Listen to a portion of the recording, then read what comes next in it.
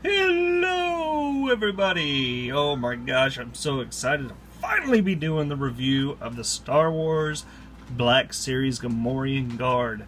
Oh my gosh, so if you watched my toy haul video, you know that I've been waiting on this motherfucker for a while now. Excuse my language, I'm just a bit excited.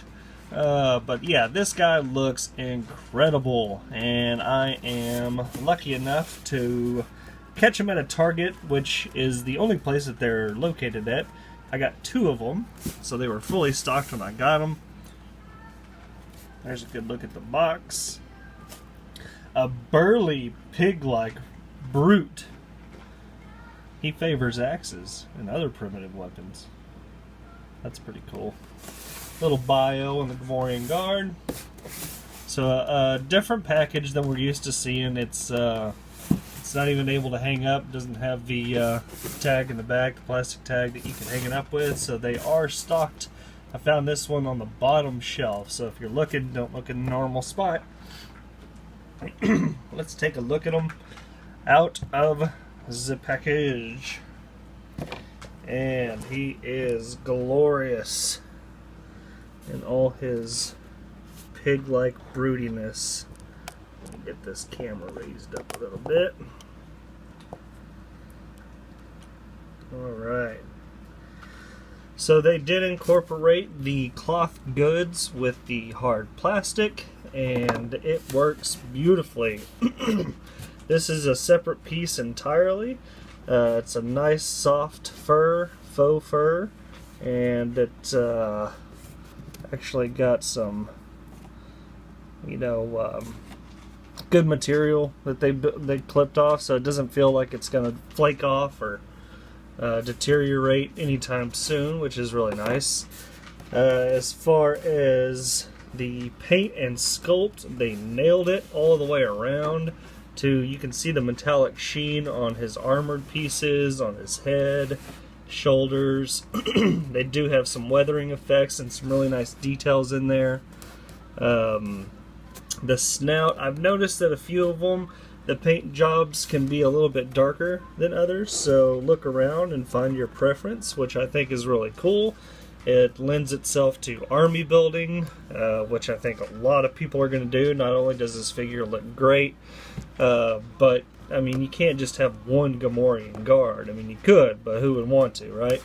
So, speaking of the accessories, he does come with his short-handled long axe, and it's got some nice weathering on it. You can tell that they included this little forged part, where they're just like picking up scrap metal and just hammering it out.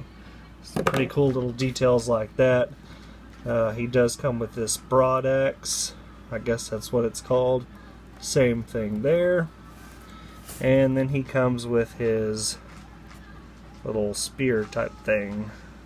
The shocker. But it has some really cool details on it too. The paint application is awesome as far as I can tell. There's no running over where there doesn't need to be running over. I like the caramel brown that they used for the leather on his shirt, and the fact that it goes underneath his, if I can get some light underneath there, you can see it goes underneath his neck, so that's really cool. No matter where you pose him, he's going to have a consistent look. And then they got that bag type thing that's over his head, that burlap type material, and then the top. I mean, look how much like leather that looks like. So fantastic. And then, like I said, you got the cloth goods. As far as articulation, for a big guy, he's got some pretty good articulation. I thought these armored pads would hinder him quite a bit, but you're able to get his arms up pretty darn good. And of course, he's got the hinge at the elbow, which you can get them up past 90. And these are really nice joints. They're clicking into place. The gauntlets on his wrist do hinder the hinge joint just a little bit, but as you can see, you're able to get some good range of motion there. And of course, you got the swivel, and that's on your typical ball joint. As far as the head, because they tucked this piece up and not down. You're able to move it up and down just a little bit. And look at this. Oh! You have articulation on his jaw. So I was thinking I could pose the Rancor or Roxy. And now they need to make the Roxy, Roxy's handler, the guy that cries when she dies, and then he could be standing there like, oh. I don't know, that's just funny to me. But it's very cool that they made that articulated. So, that's nice. And as far as down here, he's not able to do the splits too much, but Gamorrean Gaurds probably wouldn't be able to in real life anyway, so you don't need them to here. They do have the double joints at the knees, so you can get a good range of motion there. You do have swivels at the ankle and hinge, and he stands perfectly fine all the time. His hands are a little bit lighter of that rubber plastic, so he can grip his weapons fairly easily, and the axes just slide in ever so nicely. So, there he is in all his glory. That shadow makes it look like his foot's rising or something, or is that just me? It looks like he's floating. Anyway, hope you enjoyed this little review. The Star Wars Black Series Gamorrean Gaurd, $30, exclusively at Target.